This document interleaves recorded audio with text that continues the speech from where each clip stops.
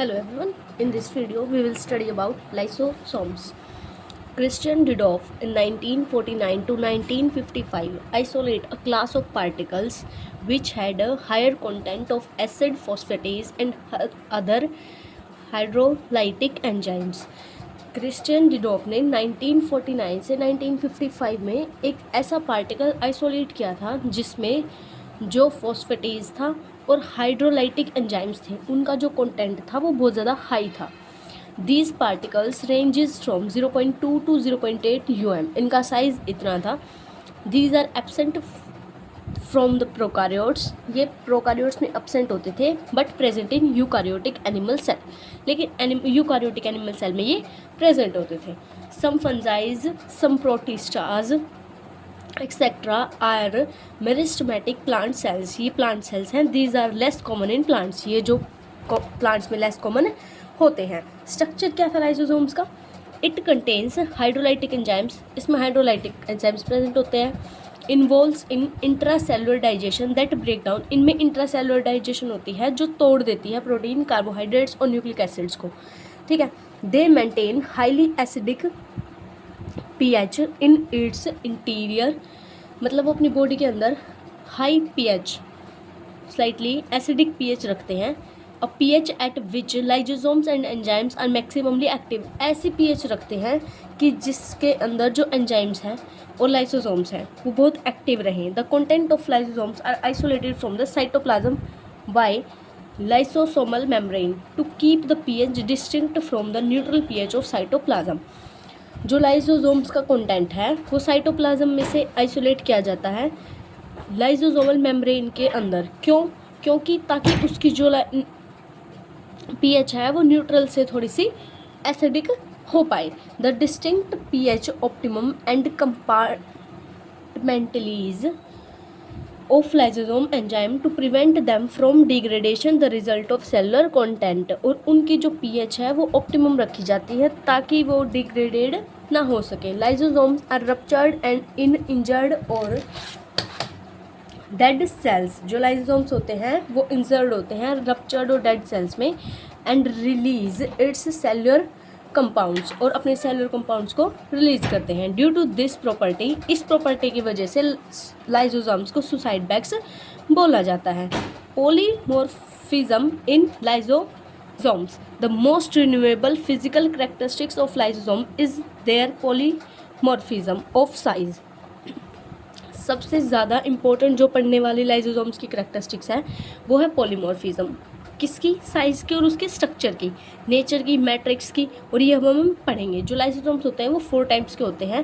Primary and other जो 3 होते हैं उनको सेकेंडरी लाइसोसोम्स बोला जाता है. प्राइमरी लाइसोसोम्स को स्टोरेज ग्रेन्यूल्स बोला जाता है. It is small body whose enzymatic content is synthesized by ribosomes. ये एक स्मॉल बॉडी होती है जिसका जो एंजाइमिक कंटेंट होता है वो सिंथेसाइज किससे होता है? राइबोसोम्स में से. And accumulated in endoplasmic reticulum. और ये एक्यूमुलेट होते हैं एंडोप्लाज्मिक रेटिकुलम में. From endoplasmic reticulum it finds its way into the Golgi region. Endoplasmic plasm से ये गोल्जी रीजन में चले जाते हैं, गोल्जी अपरटस में चले जाते हैं. It may be changed preferably with one type of enzyme. और ये चेंज हो जाते हैं टाइप के एंजाइम के साथ. It is only in secondary lysosomes where full content of acid hydrolyse is present.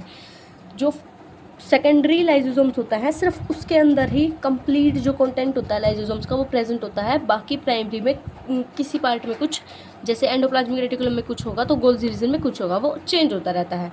Next secondary lysosomes. Secondary lysosomes क्या होता है? Digestive vacuoles. इनको क्या बोलते हैं? Digestive vacuoles. It is found by fusion of primary lysosomes with phagosome and और एनग्यूल्फ्ड.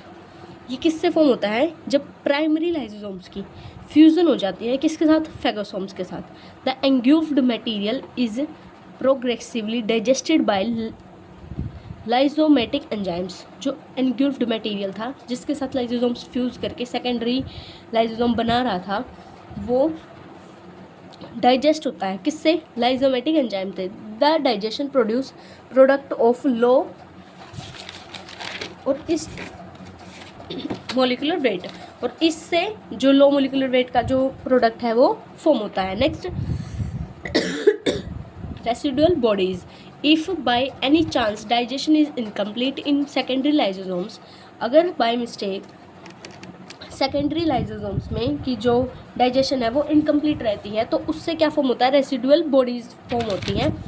These are eliminated in some cells like in amoeba, ये कुछ सेल्स में एलिमिनेटेड रहती हैं जैसे अमोइबा में, while in some cells they will remain for a long time. कुछ cells में ये एलिमिनेटेड मतलब होती हैं, ना होती, लेकिन कुछ सेल्स में ये लॉन्ग टाइम, बहुत ज़्यादा टाइम के लिए रहती हैं। In some metabolic disease the absence of lysosomal enzyme में lead to the enormous accumulation of product in cell. Metabolic जो डिजीज़ होती हैं इनके अंदर जो लाइसोसोम्स होता है, लाइसोसोम एंजाइम होता है, वो अब्सेंट होता है। ऑटोफैगिक वैक्यूल्स क्या होता है?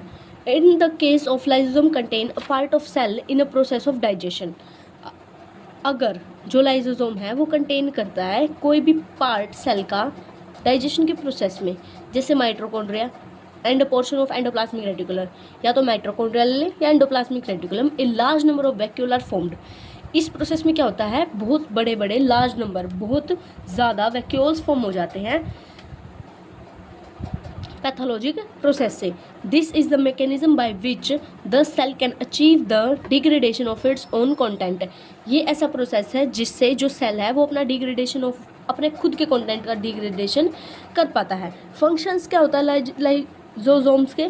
डाइजेशन ऑफ पार्टिकल्स, ये पार्टिकल्स का डाइजेशन करवाता है, ये डाइजेस्ट करता है इंट्रा सेलुलर सब्सटेंस को।